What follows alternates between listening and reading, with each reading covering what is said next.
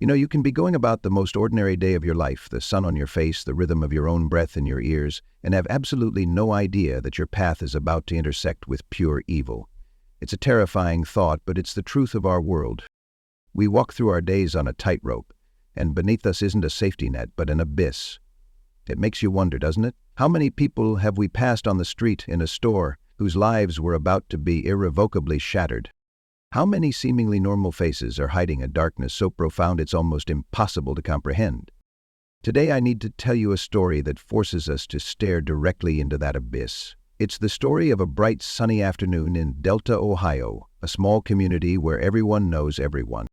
And tragedy is supposed to be a car accident or a house fire. Not this. This is the story of 20-year-old Sierra Joggin, a young woman with her whole life ahead of her, and how a simple, 8-mile bike ride home turned into a nightmare that would end in the most horrific way imaginable.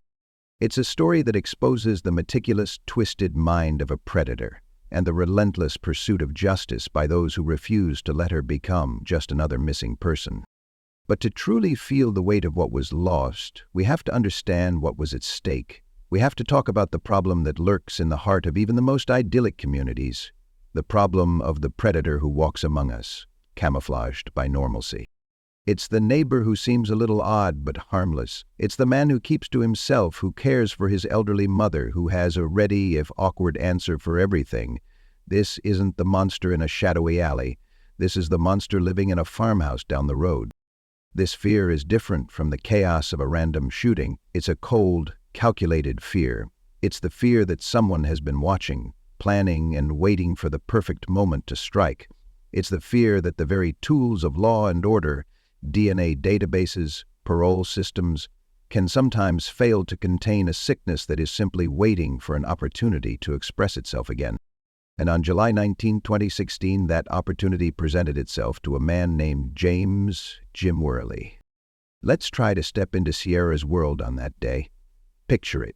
The sun is warm on the paved country roads. The cornstalks are high, creating a green-gold corridor through the landscape.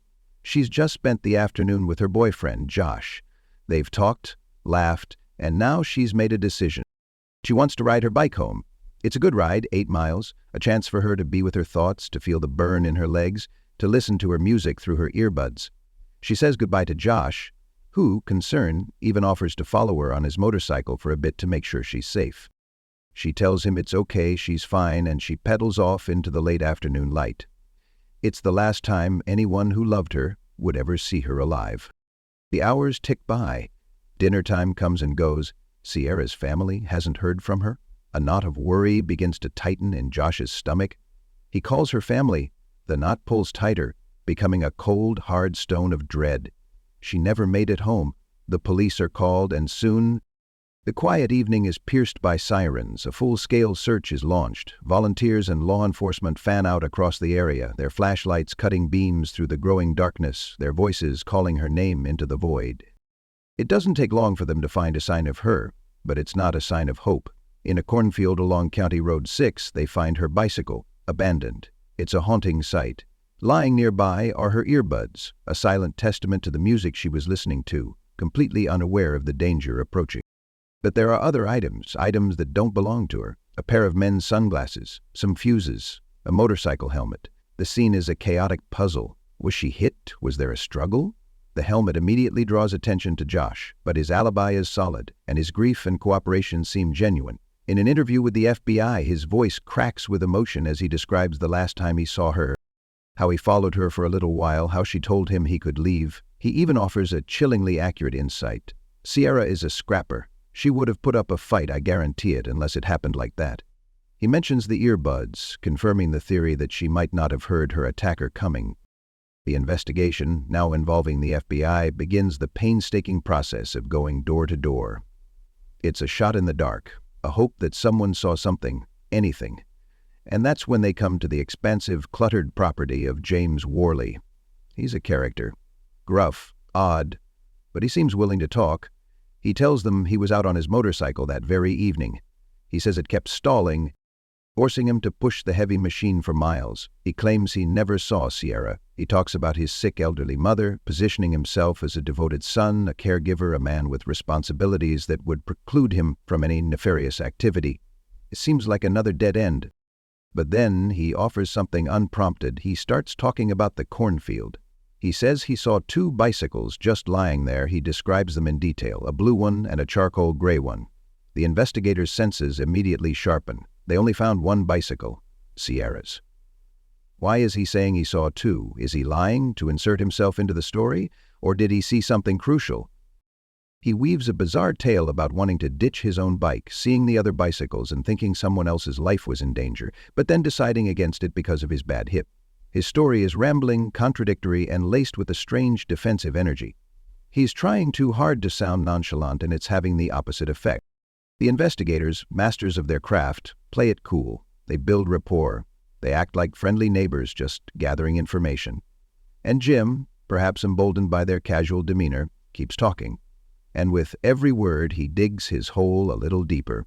He mentions, almost in passing, that he lost his helmet, his fuses, his screwdriver, and his glasses. The investigators' hearts must have skipped a beat. Those were the exact items found at the abduction scene. The items that didn't belong to Sierra. Suddenly, the odd man in the farmhouse isn't just a quirky local. He's their prime suspect. This is where the psychological dance begins in earnest. Jim, sensing their growing suspicion, becomes paranoid and aggressive. "You gonna sick the dogs on me?" he snarls. But then, in a move he clearly thinks is a masterstroke, he does something astonishing. He invites them to search his property. "You want to look this place over? Go for it." It's a classic tactic of a guilty man who believes he's smarter than everyone else. He's betting that by appearing transparent, he can short-circuit their suspicion. He's following a playbook he's written in his own mind on how to look innocent. The investigators, not wanting to tip their hand without more evidence, leave. But the pieces are falling into place too quickly. Evidence from the scene is processed. The helmet has what appears to be blood on it. And then a breakthrough. Surveillance footage from the area.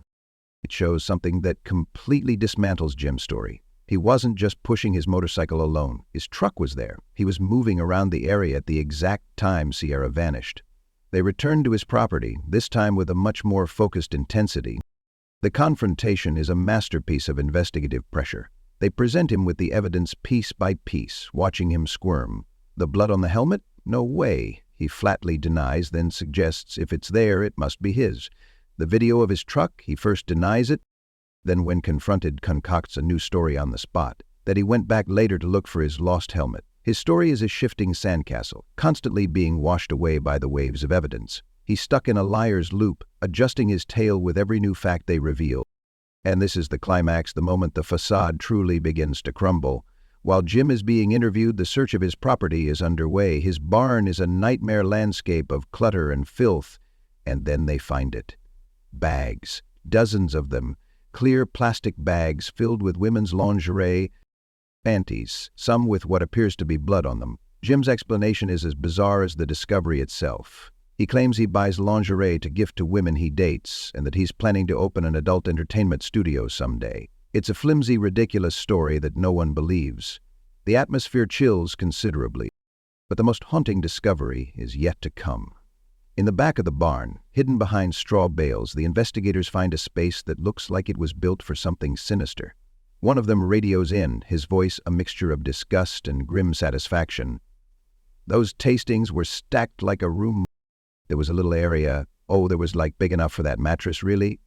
It was a makeshift chamber constructed from straw bales with a mattress inside. A hidden room. A prison."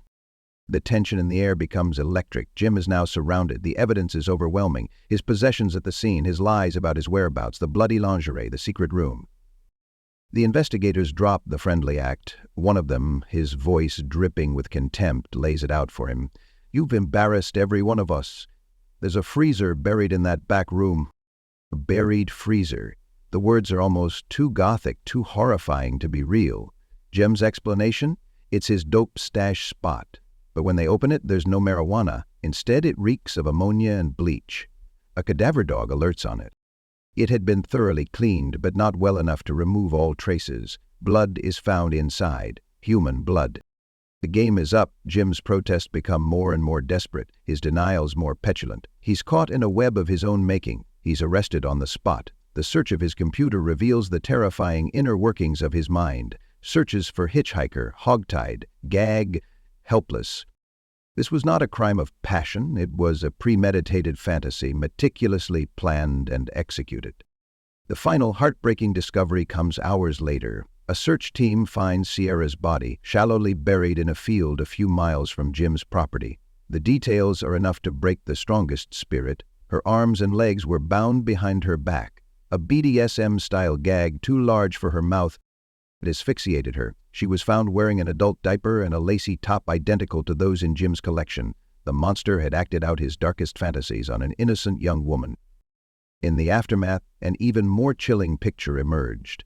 This wasn't Jim Worley's first time. In 1990, he had abducted 26-year-old Robin Gardner at Screw Point, handcuffed her, and thrown her in his truck. She miraculously escaped. He served a mere 2 years of a 3 to 10-year sentence. He was a known, violent predator who had been released back into society. Sierra's tragic death led to Sierra's Law in Ohio, a bill creating a violent offender registry, a small attempt to prevent such a failure from happening again. Jim Worley was convicted and sentenced to death. Sierra's mother, in an act of profound courage and catharsis, had his farmhouse bulldozed, erasing the physical location of so much pain from the landscape. So, what are we left with in the wake of such profound evil? We are left with the memory of a vibrant young life, extinguished for the most vile of reasons. We are left with the image of a predator so calculating that he built a prison in his barn and buried a freezer to hide his crimes. But we are also left with the tenacity of the investigators who saw through the lies, who patiently gathered the evidence, and who refused to let Sierra's story end in that cornfield. This story is a stark reminder that evil doesn't always roar. Sometimes it speaks in the gruff, ordinary voice of a neighbor, and it preys on the trust and normalcy we all take for granted. It's a call to vigilance, to supporting our law enforcement, and to never, ever forgetting the names of the victims, like Sierra Joggin, whose lives were stolen by the monsters walking among us. This story is a lot to process. The depth of the depravity, the failure of the system, the sheer bravery of the investigation, it stays with you. I'd really like to know what you're thinking. What part of this story shocked you the most? How do you even begin to comprehend the mind of someone like James Worley? Please share your thoughts in the comments below. Let's have a conversation about this. And if you're interested in the psychology of predators and the investigative techniques used to catch them, I think you'll find our next video, which delves into the minds of serial offenders, deeply fascinating. You can watch it right here. Thank you for listening. Truly, thank you for bearing witness to Sierra's story.